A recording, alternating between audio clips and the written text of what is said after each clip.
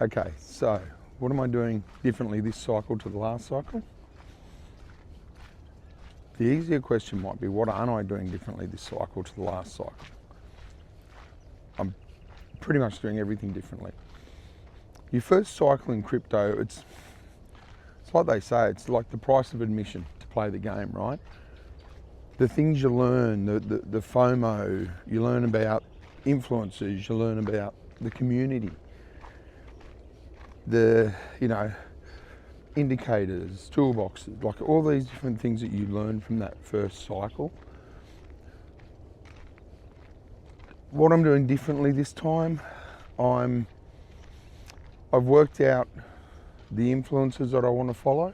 I have a different influencer for different reasons. So I might follow Ben Cowan when I want to look at all the indicators and that. I might follow Digital Asset News for a quick daily snapshot of news. Altcoin Daily, again, bit of a news one. Rob from Digital Asset News is actually really good, as I find him quite a calming influence to watch. He doesn't get too emotional one way or the other. So you sort of pick your influencers, and also ones that aren't shilling every meme coin under the sun or whatever the case may be. So there's that part. The next step I learnt was I really worked on my emotions, how to handle my emotions as you work your way through a cycle and you work your way through the pumps and the dumps, the FOMO. It really is a mental game, crypto. As I've said before, it's the hardest part of crypto is the mental side of crypto for me. And that's one of the areas I worked on the most. And I think the longer you're in crypto, the better you get at that, because you do feel like you've seen it before, and that really helps out. The next thing I'm doing differently is I really worked hard during the bear market on learning indicators, learning more about the cycle, looking at what's happened before and where we could be in the cycle. So I put a lot of work into that, and that I feel has really helped me and really starting to pay off for me as I work my way through. I listen a lot less to other people. So, being part of a community, you can get, and they definitely have their place, but you can definitely get wrapped up in all of that. And you start to question yourself and start to doubt what you've done. I'm much more comfortable with the toolbox I've built in my own decision-making process on why I got into projects. Which helps when you get the emotional roller coaster of crypto, so the greens and the reds and when you're going through those down days, I'm a lot more confident in my picks and my projects this time around than I was last time, which would cause me to sell early.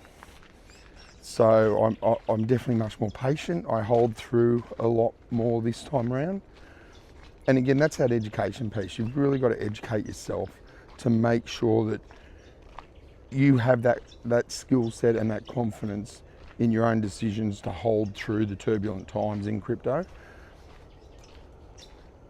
The 4-year cycle has been a big one. So really, do you understand the 4-year cycle, where you are in the 4-year cycle?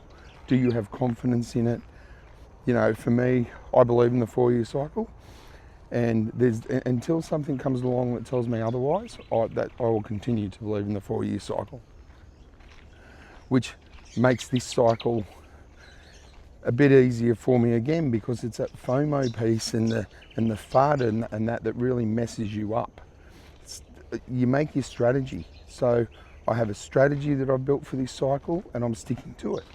And I've been sticking to it and working on it and building it over the last 3 years. So DCAing into good projects that I've done my own research on, that I'm confident in, that I'm confident in the team, I'm confident in the utility, I like the tokenomics.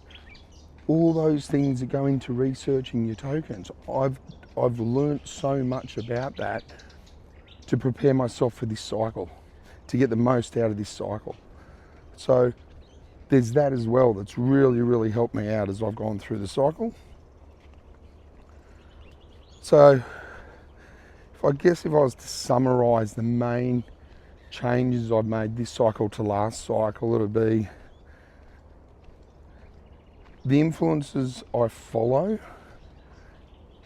and I don't have one, I have several for different parts of my toolbox, if you like, and my strategy.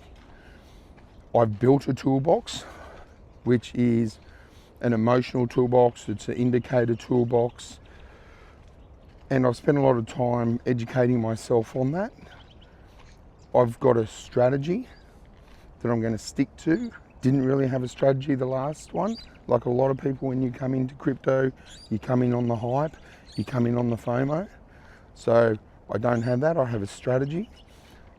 Taking profits on the way is another big one that you need to do, which you didn't do last time.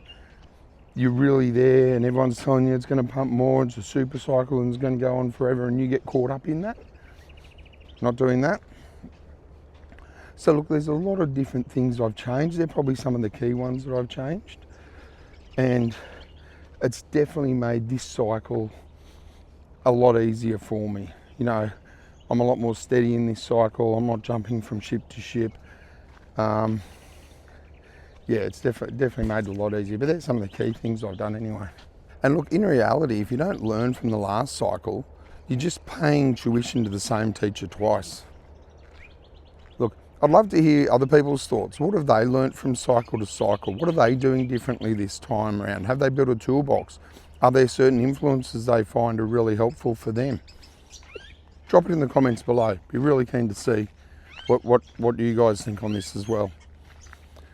But look, I hope you're getting value out of these videos. If you are, hit that like button, smash the subscribe, click the bell notification so you can see when I release my next video, and I'll see you in the next one.